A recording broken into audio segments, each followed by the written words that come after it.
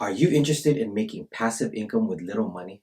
Well, I want to show you how I was able to make a small amount of money become a steady, guaranteed monthly passive income. Aloha everyone, it's Rick here with goodincomestreams.com and the author of Invest Like the Rich. And on this video, we'll be talking about how to make passive income with little money.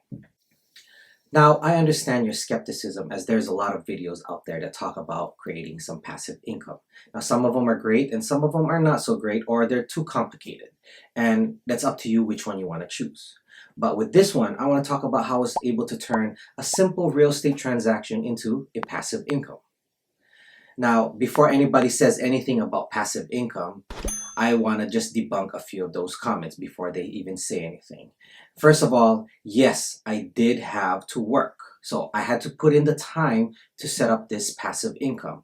Yeah, it took me time. It wasn't simple. It took me some money, but at the same time, I was able to set it up, and now all I do is deposit the checks. So now I don't do anything but just receive the money and deposit it into my bank account. Now understand, if that's too much work for you, then maybe this video is not for you. And so what I'll do is I'll wait while you skip to the next video. Okay. Okay, now that I only have the people that are interested in learning on how to make passive income with very little money, then you'll be glad that you stuck around. If you have any questions, please don't hesitate to comment down below, and I will be more than happy to answer those questions. Now, don't forget to smash that like button, also hit the subscribe button and the notification bell so that YouTube will notify you the next time I upload another video. Now, with this passive income, I was able to get this through real estate. So big surprise, there's a lot of people out there that make a lot of passive income through real estate. But usually real estate has a high barrier of entry because it does require a large amount of money for you to start. Now with this one, I want to talk about, with this particular passive income, I was able to get this property for $2,000 or $2,012 to be exact. Now I know I've mentioned in another video where I've actually gotten a property for even less than that. I do believe it was like about $1,300, little over $1,300. But that was a different video. That was a different scenario, and that property was actually much cheaper. Even if it was fixed up, it was a much cheaper property than this one. Now this property, of course, was not is not in Beverly Hills, like I always like to mention, but it was a property that had an after rehab value of about $90,000 to $100,000, depending on how nicely fixed up it was. And yes, I was able to acquire it for $2,012. Now, how I was able to do that was through a tax sale or tax lien certificate. So now, for those of you that don't know what tax liens or tax sale is, now it's pretty much paying for someone else's taxes. Now you must be wondering, wait, what? Why would you want to pay for someone's taxes? Well, you see, it's not like I'm just paying it. It's more like a loan in a way. So how you got to look at it is this way. So the county or state or the city or the borough or whatever it is that's handling these things, they collect property taxes. And these property taxes are very essential because we use this, or the county or whoever is handling this, uses this money to pay for a lot of government programs. One of them is the schools.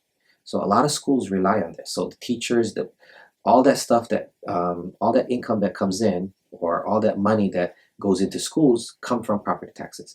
Another one is the police and fire department, and there's several other programs out there that do rely heavily on property taxes. Now, I'm not saying these are what's for every single county or every single district or wherever you are, but pretty much that's how it was set up.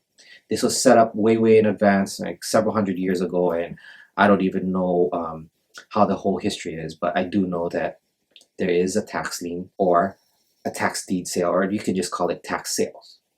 So how you want to look at it is, if you don't pay for your property taxes, the county will only have two choices, right? Or, I mean, there are other choices out there, but it's pretty much there's two main choices they have. One is to kick you out of your property and take the property and sell it. Now, those counties or city, the state, or whatever, whoever's handling this, they're not set up that way. They don't want to kick people out because what they want is they just want the revenue, which is the taxes. In a way, they don't care who pays for the taxes. So that's why they, instead of taking the property, what they do is they offer it up to investors, whoever's willing to pay for that person's taxes for that year. And I mean, it can range anywhere from a few $100s. I mean, I do believe there are some tax liens out there for less than $10. I mean, 10, 11. I mean, I think I seen one for $1, if I'm not mistaken, but that one was not a great property to invest in. It was in a bad area and all that good stuff. But I don't want to go off track. So let's just say on average is anywhere from $500 to $1,000. So say for example, like in my case, what I did was I paid for the taxes, which was $2,012. And when I paid for the taxes, I get the certificate that says that I will get so much percent. So it depends. Every state is different now. So you can get interest rate for as low as, I do believe it was like 8 or 9%, to as much as 36%. I mean, there's even, I do believe Texas has 25%, but if it's not a homestead, it can be only 6 months. So technically you can reinvest your money again. So that will be 50%, right, in a year. But I don't want to get off track. For this one, it was, I do believe it was 15% for the year. Now, long story short, the property owner did not pay for the taxes. And this can happen for a few reasons. And I do believe in this case, when I did some digging, the property owner was either in a nursing home or had passed away. I didn't get the exact details, but that was somewhere around there. That was what was explained to me, because this was just coming from the neighbors. Normally what happens is these properties will go to their heirs, right? However, nobody in their family wanted the property because it wasn't in a very great area. However, it wasn't not no declining area. It was in a decent area, but from my understanding, the family did not even live close to this area. They were in a different state and they didn't want to deal with it. They knew there was some back taxes and there were some other issues, but they didn't want to deal with it. I was able to get the property. The deed was issued out to my name. I own a property several thousand miles away and I never even set foot in that state. I live in Hawaii. I don't fly anywhere. I mean, I do fly on vacations, but for this one, I never set foot in that place. I've never seen the house. All I've seen is pictures, and that's pretty much it. So now I own this property that I've never seen physically, and now I have a choice to make, right? Whether I want to fix it up or just sell it wholesale. Well, what I did first was I decided to get some contractors to give me a bid. Now, after they looked at everything, it was ridiculous numbers. Some were, I think the lowest one was around 28 or 29,000, somewhere around there. Like let's just say $30,000. And there was another one that was, I mean, it was ridiculous. The highest one I do believe was close to $60,000. And I was thinking to myself, I don't want to spend that much money fixing up a property that I bought for $2,000. Now, if it was anywhere from 10 to 15,000, I might have spent that much money because my thought process was I was going to keep this property, fix it up, and rent it. That would have been a nice passive income, right?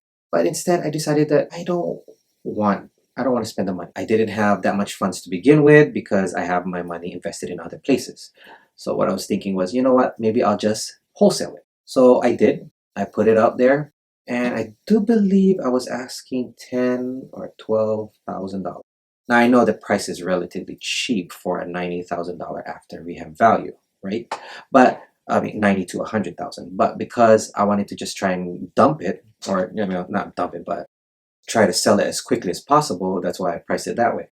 I do believe at that time, without fixing it up, I probably could have gotten close to 20. So let's just say I could get 20,000 or like 15 to $20,000. But I didn't want to wait around. I just wanted to turn around and get my money and at least make more than double of what my money. So, by the way, my goal every time is to always more than double. So if I spend $2,000, I expect to get at least $6,000 back or more. So with this one, I know I was quadrupling, or even, I mean, I don't know the math, but like what, 5, 6 times more than what I initially invested. All I got was wholesalers. Now all these wholesalers were trying to cut me down. They wanted it super cheap and all that stuff, and I did not want to deal with that. I did not want to be wasting my time and talking to these wholesalers because I think they wanted it like $5,000, $6,000. They wanted it in half so that way they can sell it to an investor and they can make all the profit.